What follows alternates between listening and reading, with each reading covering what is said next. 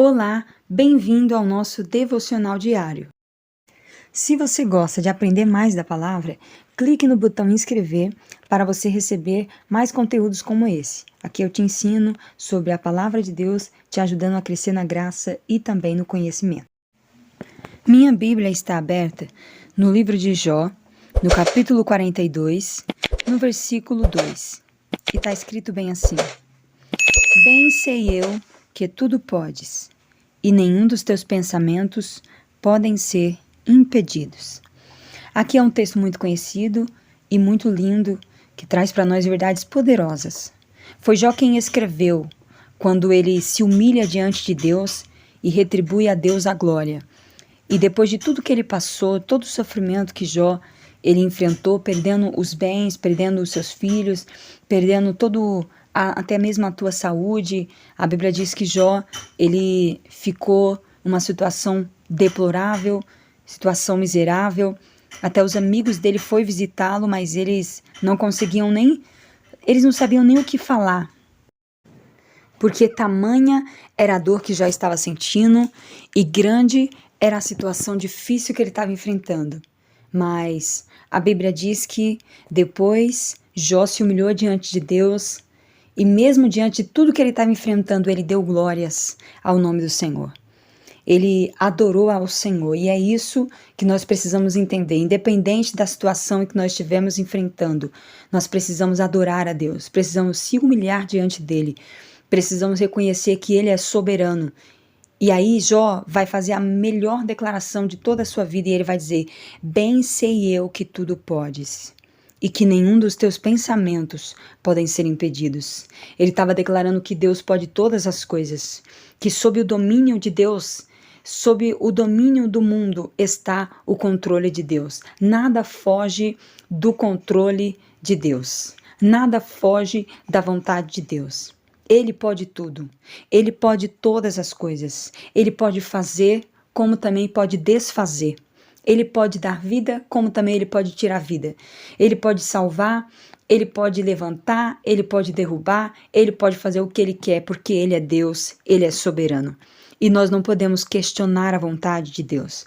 Nós não podemos reclamar por uma situação que nós estivemos passando, algo que não deu certo, que não saiu do nosso jeito. Pelo contrário, precisamos entregar tudo a Deus e confiar que Ele tem o controle de tudo e saber que, ainda que nós não estejamos entendendo, o nosso Deus, Ele sabe o que é melhor para nós. No momento certo, Ele vai agir. Na hora certa, Ele vai determinar a bênção sobre a nossa vida. Na hora certa, Ele vai mudar a nossa história. E foi assim na vida de Jó. Porque depois que Jó, ele se humilhou diante de Deus e deu glórias, a Bíblia diz que Deus então fala para Jó para que ele pudesse fazer um sacrifício, levantar um altar e interceder pelos seus amigos. Porque os amigos de Jó, por não entenderem a situação a qual ele estava enfrentando, falaram que Jó poderia estar em pecado, porque eles não entendiam como é que um homem justo pode estar numa situação dessa. Jó só pode ter pecado. E Jó não tinha pecado. A gente sabe que Jó, ele recebeu o testemunho do próprio Deus que ele era um homem íntegro, reto e desviava-se do mal. Mas era uma permissão, uma prova que ele precisava passar. E os amigos dele, não entendendo, acusou Jó de estar pecando. Então, Deus fala para Jó para ele levantar um altar e levantar uma oração de intercessão pelos seus amigos. Então, Deus perdoaria. Se Jó orasse pelos amigos de Jó, então Deus ia perdoar eles. Então Jó vai fazer exatamente isso, vai orar pelos seus amigos e é lindo. O último capítulo de Jó diz que Deus muda o cativeiro de Jó enquanto ele orava pelos seus amigos. Pela intercessão que Jó tinha, ou seja, Jó não estava magoado. Jó não ficou guardando o rancor dos amigos dele que acusou ele de ter pecado. Não, ele estava com um coração puro, um coração limpo, a ponto de até mesmo orar e interceder pelos amigos para que Deus pudesse perdoá-los. Então, o que nós aprendemos aqui? Precisamos guardar o nosso coração diante de uma situação difícil que nós estivermos passando. As pessoas mais próximas de nós são aquelas que mais podem nos machucar, são aquelas que são mais vulneráveis a nos magoar, porque elas já nos conhecem, elas sabem, elas têm uma certa liberdade, uma certa intimidade. E ser humano, Todos nós falhamos a todo tempo, com todo mundo. Então, eles podem falhar conosco. O importante é nós não deixar que a mágoa reine em nosso coração.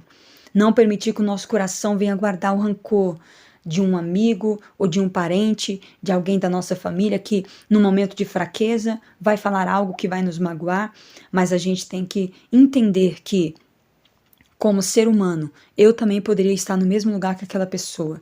E como é que eu reagiria? Eu poderia agir desse jeito, eu poderia agir melhor ou pior. Então, assim como Deus nos perdoa, nós também precisamos liberar o perdão, né? Porque Jó recebeu a restituição de tudo que ele havia perdido depois do momento que ele orou pelos seus amigos. Quando nós oramos pelos nossos amigos, quando nós oramos pelo nosso próximo, demonstrando então um coração puro e sincero para com Deus, então Deus muda a nossa história. Então Deus está pronto para nos abençoar. Ele está pronto para restituir o que foi perdido, para devolver de volta aquilo que foi roubado, porque o nosso Deus é um Deus de misericórdia. O nosso Deus é um Deus todo-poderoso. Ele pode todas as coisas. E ele estava apenas provando a fé de Jó. E tudo que Jó tinha antes já era muito. O inimigo veio e tomou.